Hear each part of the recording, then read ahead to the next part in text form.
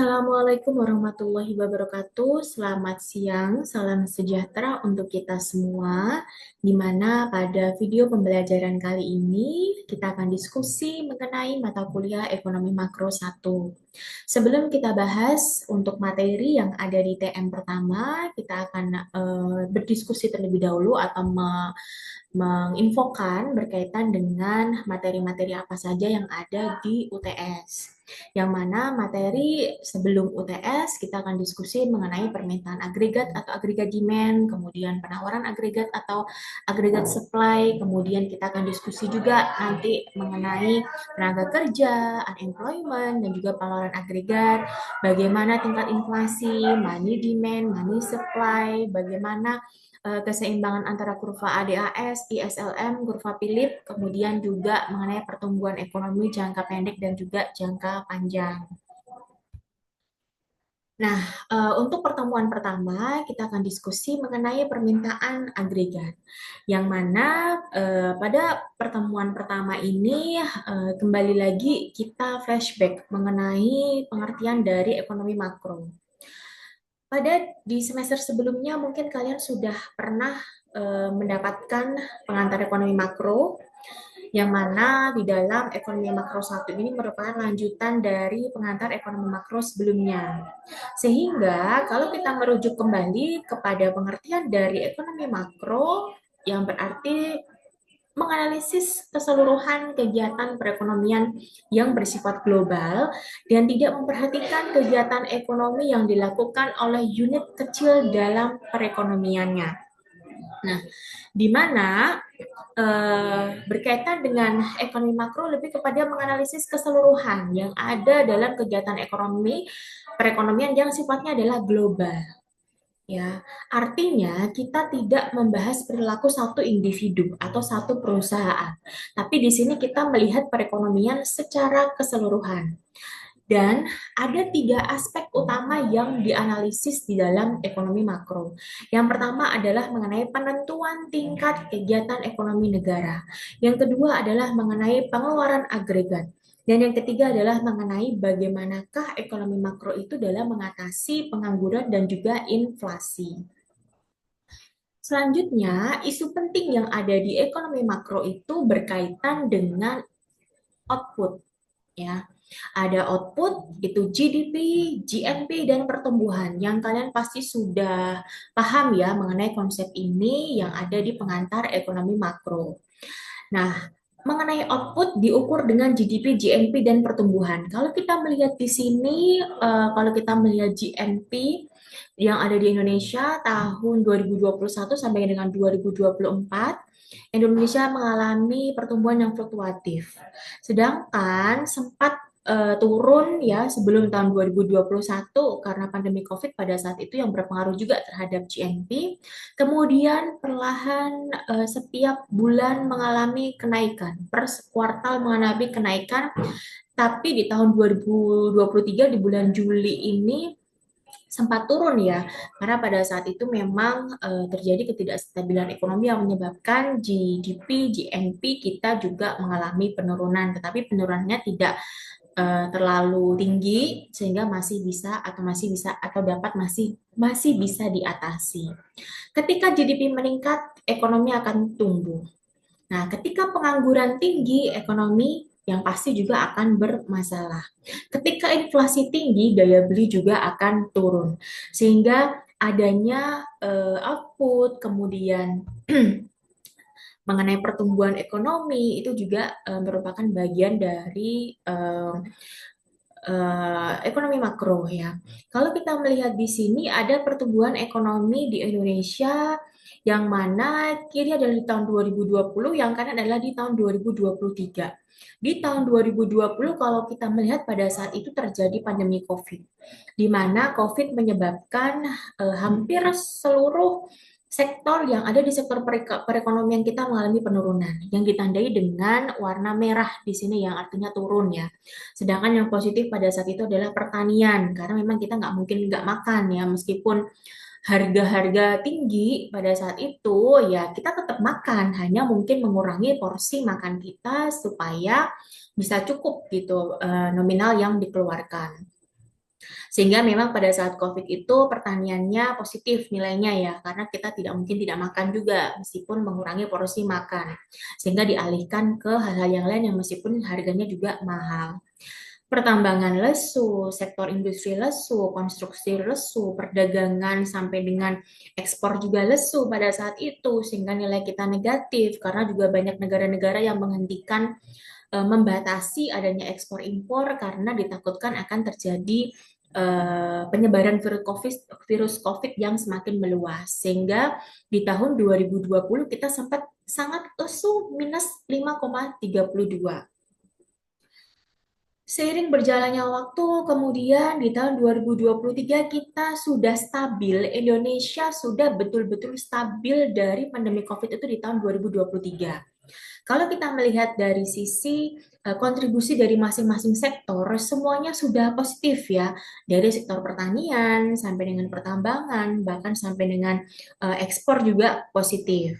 Sedangkan impor di sini negatif karena terjadi penurunan ya, sehingga nilainya menurun negatif 1,65, tapi justru ini bagus ya, karena bagaimana kita bisa meningkatkan ekspor dan juga menurunkan impor, terutama impor untuk kebutuhan pangan. Karena ketika impor kita menurun, harapannya akan berpengaruh juga terhadap pendapatan nasional dan akhirnya akan berpengaruh terhadap nilai tukar rupiah kita. Sehingga memang di tahun 2023 kita sudah mulai stabil, sudah mulai membaik dari adanya pandemi COVID di tahun-tahun sebelumnya.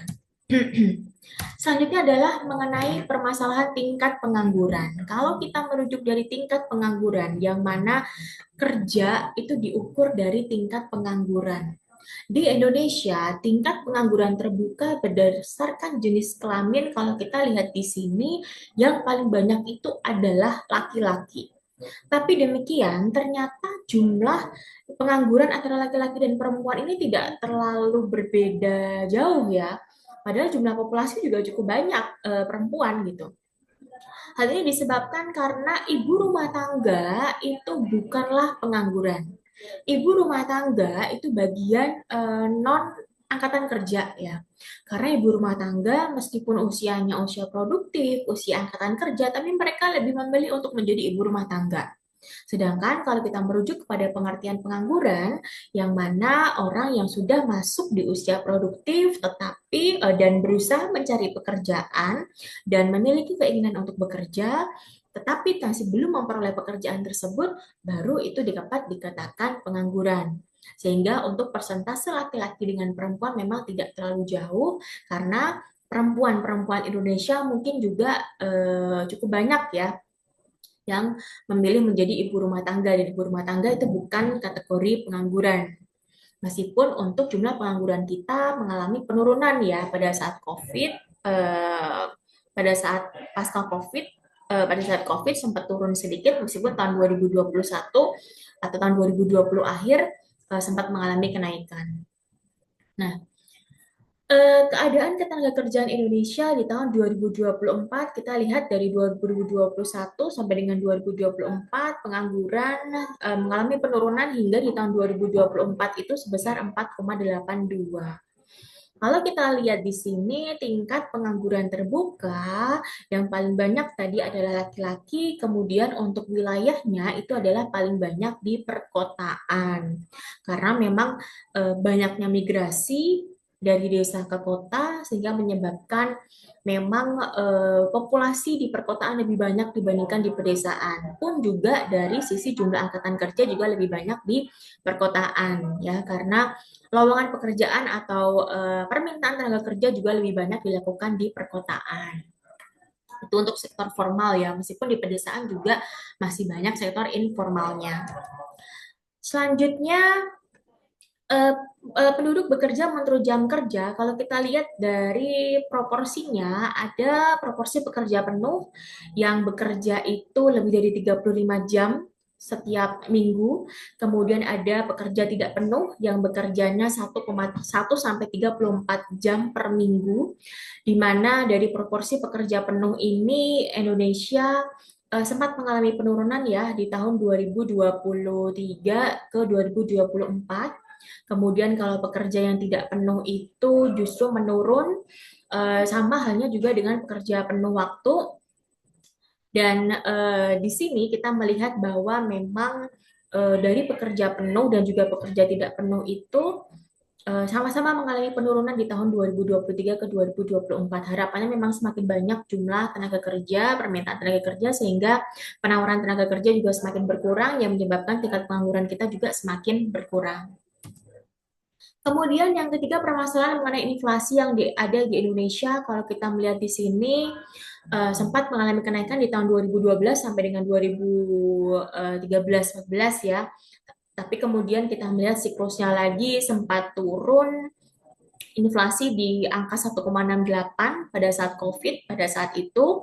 Karena inflasi ini keseluruhan harga ya, meskipun pada saat COVID itu harga-harga mengalami kenaikan, tapi lebih kepada harga-harga yang sifatnya medis untuk kesehatan, kayak masker, APD, kemudian juga vitamin-vitamin.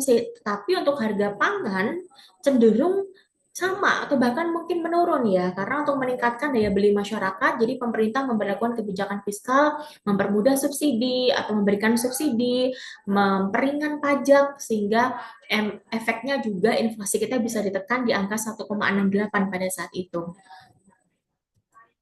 Nah, kalau kita lihat di sini inflasi di tahun 2023 ya cenderung naik ya di tahun 2023, meskipun di akhir inflasi kita sempat turun. Jadi inflasi ini datanya ada per tahun, ada per bulan ya, yang melihat kenaikan penurunan tingkat harga secara keseluruhan barang jasa yang ada di Indonesia.